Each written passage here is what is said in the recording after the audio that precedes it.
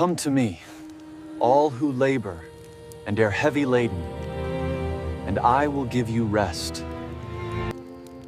Take my yoke upon you and learn from me, for I am gentle and lowly in heart, and you will find rest for your souls. For my yoke is easy, and my burden is light.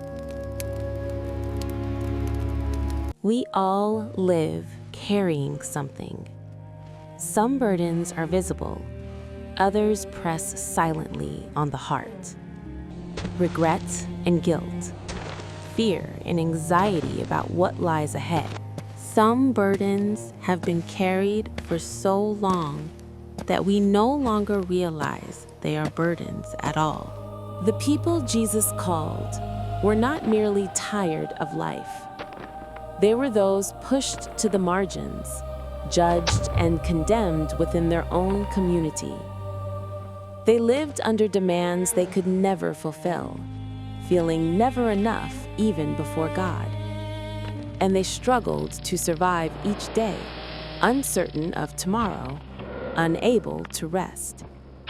That is why Jesus' words were not just comfort, but salvation. What weighed people down in Jesus' time was not only the hardship of life. The law was God's goodwill, but it became a measure by which people were constantly judged, compared, and required to prove their righteousness. To be righteous, one had to keep it. To fail was to be condemned. And so the law, meant to guide, became a yoke pressing down on human shoulders.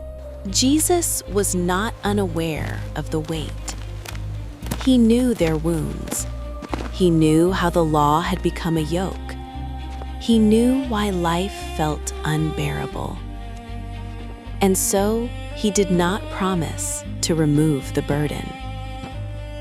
Instead, he invited them not to carry it alone, but to carry it with him. The yoke Jesus spoke of was different from what people expected. A yoke was not meant to add more weight, but to make walking together possible. It was designed to share a load that could not be carried alone.